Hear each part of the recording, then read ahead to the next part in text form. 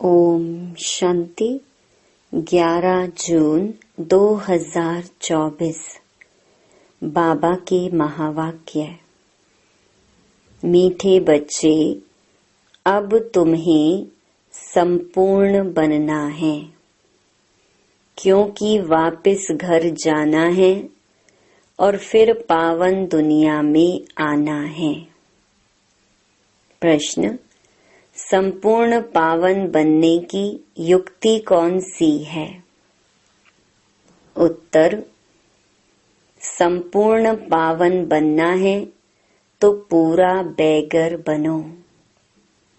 देह सहित सब संबंधों को भूलो और मुझे याद करो, तब पावन बनेंगे। अब तुम इन आँखों से जो कुछ देखते हो, यह सब विनाश होना है। इसलिए धन, संपत्ति, वैभव आदि सब भूल बैगर बनो। ऐसे बैगर ही प्रिंस बनते हैं। ओम शांति। मीठे मीठे रूहानी बच्चों प्रति रूहानी बाप समझा रहे हैं। बच्चे, यह तो अच्छी रीति समझते हैं कि शुरू में आत्माएं सब पवित्र रहती हैं। हम ही पावन थे। पतित और पावन, यह आत्मा के लिए ही कहा जाता है। आत्मा पावन है तो सुख है। बुद्धि में आता है कि हम पावन बनेंगे तो पावन दुनिया के मालिक बनेंगे। इसके लिए ही पुरुषार्थ करते हैं। 5000 वर्ष पहले पावन दुनिया थी। उसमें आधा कल्प तुम पावन थे, बाकी रहा आधा कल्प। यह बातें और कोई समझ नहीं सकते। तुम जानते हो, पतित और पावन, सुख और दुख, दिन और रात आधा आधा है। जो अच्छे समझदार हैं, जिन्होंने बहुत भक्ति की है, वही अच्छी रीति समझेंगे। बाप कहते हैं, मीठे बच्चों, तुम पावन थे। नई दुनिया में सिर्फ तुम ही थे। बाकी जो इतने सब हैं, वह शांति धाम में थे। पहले पहले हम पावन थे और बहुत थोड़े थे। फिर नंबरवार मनुष्य सृष्टि वृद्धि को पाती है। अब तुम मीठे बच्चों को कौन समझा रहे हैं? बाप। आत्माओं को परमात्मा बाप समझाते हैं। इसको कहा जाता है संगम। इसको ही कुंभ कहा जाता है। मनुष्य इस संगम युग को भूल गए हैं। बाबा ने समझाया है, 4 युग होते हैं। 5वां यह छोटा सा लीप संगम युग है। इसकी आयु छोटी है। बाप कहते हैं, मैं इनकी वानप्रस्थ अवस्था में प्रवेश करता हूँ। बहुत जन्मों के अंत के भी अंत में। बच्चों को यह खातिरी है ना, बाप ने इनमें प्रवेश किया है। इनकी भी बायोग्राफी सुनाई है। बाप कहते हैं, मैं आत्माओं से ही बात करता हूँ। आत्मा और शरीर दोनों का इकट्ठा पार्ट होता है। इनको कहा जाता है जीव आत्मा। पवित्र जीव आत्मा, अपवित्र जीव आत्मा। तुम बच्चों की बुद्धि में है कि सतयुग में बहुत थोड़े देवी देवता होते हैं। फिर अपने लिए भी कहेंगे, हम जीवात्मा जो सतयुग में पावन थी, वह फिर 84 जन्मों के बाद पतित बनी है। पतित से पावन, पावन से पतित, यह चक्कर फिरता ही रहता है। याद भी उस पतित पावन बाप को करते हैं, तो हर 5000 वर्ष बाद बाबा एक ही बार आते हैं, आकर स्वर्ग की स्थापना करते हैं। भगवान एक है, जरूर वही पुरानी दुनिया को नया बनाएंगे। फिर नए को पुराना कौन बनाता है? रावण, क्योंकि रावण ही देह अभिमानी बनाते हैं। दुश्मन को जलाया जाता है, मित्र को नहीं जलाया जाता है। सर्व का मित्र एक ही बाप है, जो सर्व की सद्गति करते हैं। उनको सब याद करते हैं, क्योंकि वह है ही सबको सुख देने वाला। तो जरूर दुख देने वाला भी कोई होगा, वह है 5 विकारों रूपी रावण। आधा कल्प राम राज्य, आधा कल्प रावण राज्य। स्वास्तिका निकालते हैं ना, इसका भी अर्थ बाप समझाते हैं। इसमें पूरा चौथा होता है, जरा भी कम जास्ती नहीं। यह ड्रामा बड़ा एक्यूरेट है। कोई समझते हैं हम इस ड्रामा से निकल जाएं, बहुत दुखी हैं। इससे तो आकर ज्योति ज्योत समाएं व ब्रह्म में लीन हो जाएं, लेकिन कोई भी जा नहीं सकता। क्या क्या ख्यालात करते हैं, भक्ति मार्ग में प्रयत्न भी भिन्न भिन्न करते हैं। सन्यासी शरीर छोड़ेंगे तो ऐसे कभी नहीं कहेंगे कि स्वर्ग व वैकुंठ पधारा। प्रवृत्ति मार्ग वाले कहेंगे फलाना स्वर्ग पधारा। आत्माओं को स्वर्ग याद है ना, तुमको तो सबसे ज्यादा याद है। तुमको दोनों की हिस्ट्री ज्योग्राफी का पता है और कोई को पता नहीं। तुमको भी पता नहीं था। बाप बैठ बच्चों को सब राज समझाते हैं। यह मनुष्य सृष्टि रूपी वृक्ष है। वृक्ष का जरूर बीज भी होना चाहिए। बाप ही समझाते हैं पावन दुनिया कैसे पतित बनती है, फिर मैं पावन बनाता हूँ। पावन दुनिया को कहा जाता है स्वर्ग। स्वर्ग पास्ट हो गया, फिर जरूर रिपीट होना है। इसलिए कहा जाता है वर्ल्ड की हिस्ट्री रिपीट होती है, अर्थात वर्ल्ड ही पुरानी से नई, नई से पुरानी होती है। रिपीट माना ही ड्रामा है। ड्रामा अक्षर बहुत अच्छा है, शोभता है। चक्र हू बहू फिरता ही रहता है। नाटक को हू बहू नहीं कहा जाता। कोई बीमार हो पड़ते हैं तो छुट्टी ले लेते हैं। तो तुम बच्चों की बुद्धि में हैं, हम पूज्य देवता थे, फिर पुजारी बने। बाप आकर पतित से पावन बनने की युक्ति बताते हैं, जो कि 5000 वर्ष पहले बताई थी। सिर्फ कहते हैं बच्चों मुझे याद करो। बाप पहले पहले तुमको आत्म अभिमानी बनाते हैं। पहले पहले यह शबक पाठ देते हैं, बच्चे अपने को आत्मा समझो, बाप को याद करो। इतना तुमको याद कराता हूँ, तुम फिर भी भूल जाते हो। भूलते ही रहेंगे जब तक ड्रामा का अंत आए। अंत में जब विनाश का समय होगा, तब पढ़ाई पूरी होगी, फिर तुम शरीर छोड़ देंगे। जैसे सर्प भी एक पुरानी खाल छोड़ देते हैं ना, तो बाप भी समझाते हैं तुम जब बैठते हो अथवा चलते फिरते हो, देही अभिमानी होकर रहो। आगे तुमको देह अभिमान था, अब बाप कहते हैं आत्म अभिमानी बनो। देह अभिमान में आने से तुमको 5 विकार पकड़ लेते हैं।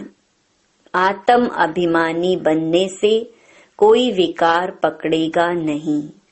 देही अभिमानी बन बाप को बहुत प्यार से याद करना है। आत्माओं को परमात्मा बाप का प्यार मिलता है इस संगम युग पर।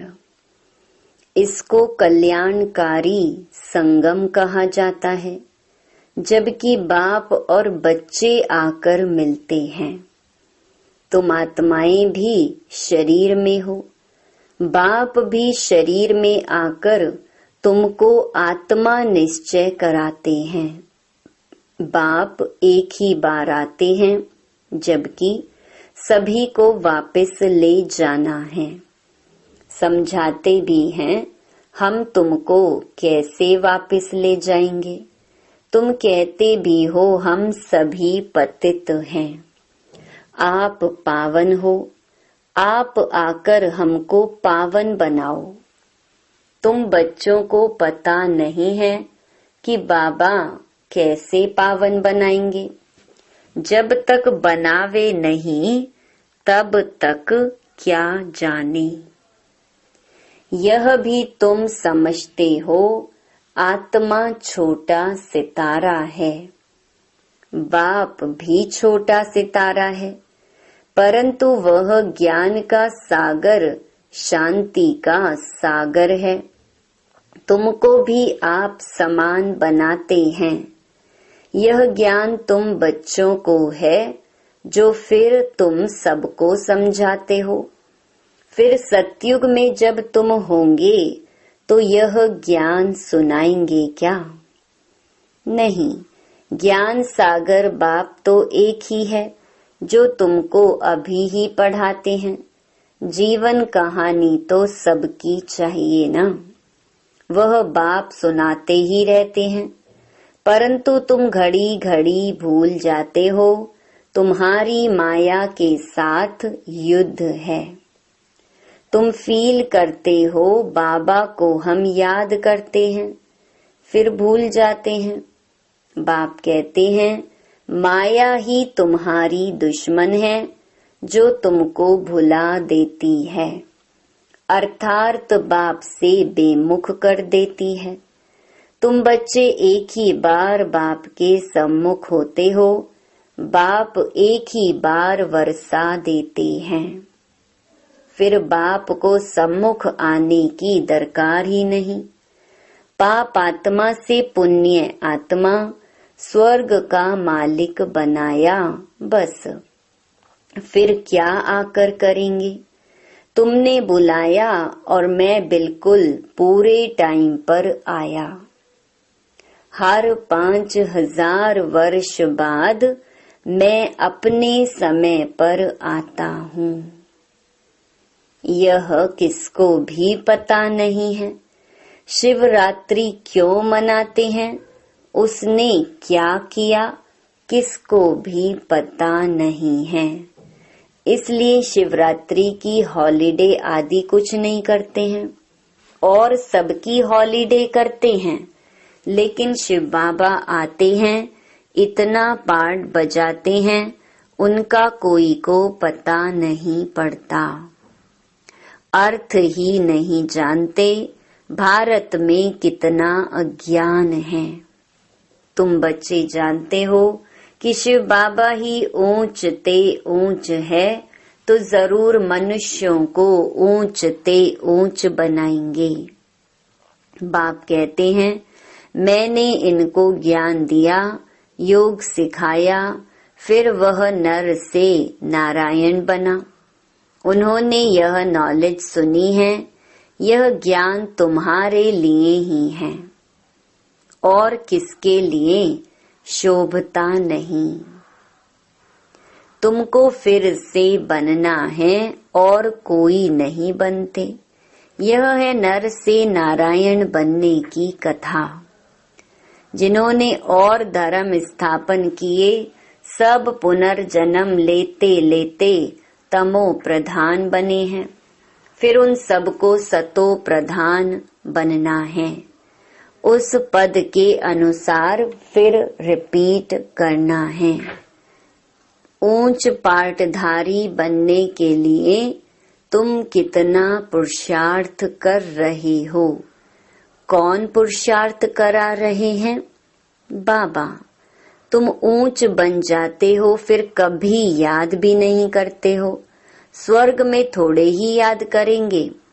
ऊंच ते ऊंच बाप है, फिर बनाते भी ऊंच हैं।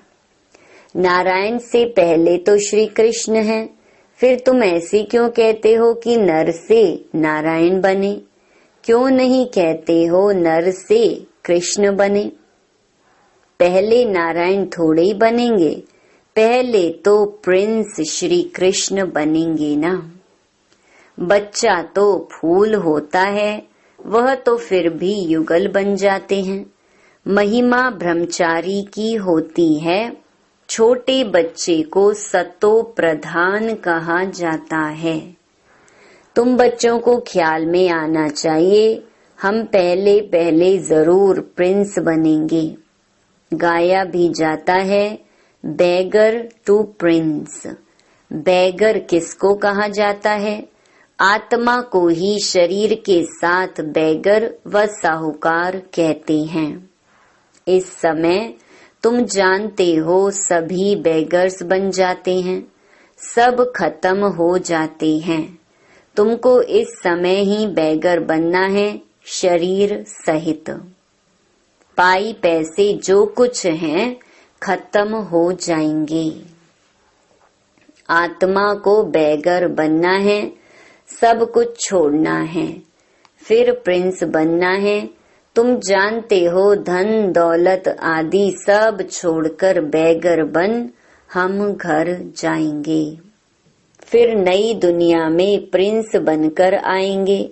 जो कुछ भी है सब कुछ छोड़ना है।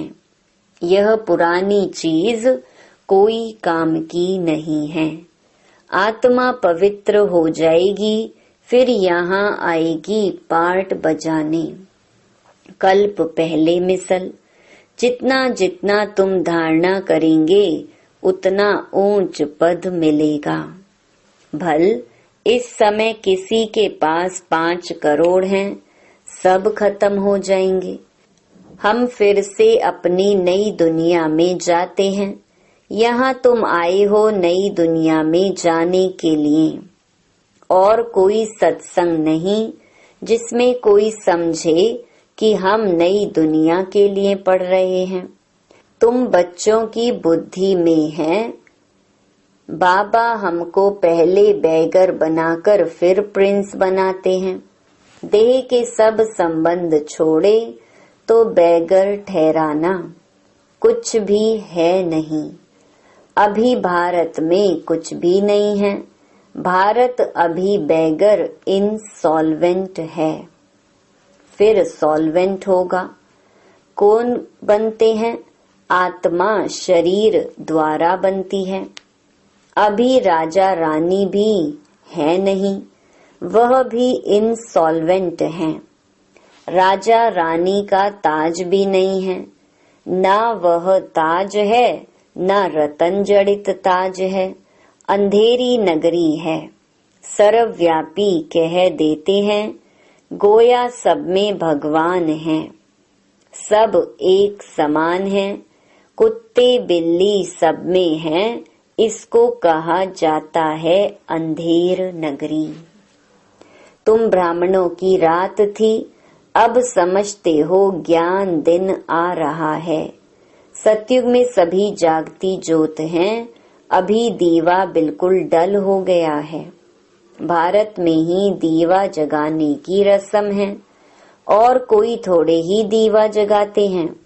तुम्हारी ज्योत उझाई हुई है। सतो प्रधान विश्व के मालिक थे, वह ताकत कम होते होते अभी कुछ ताकत ही नहीं रही है। फिर बाप आए हैं तुमको ताकत देने।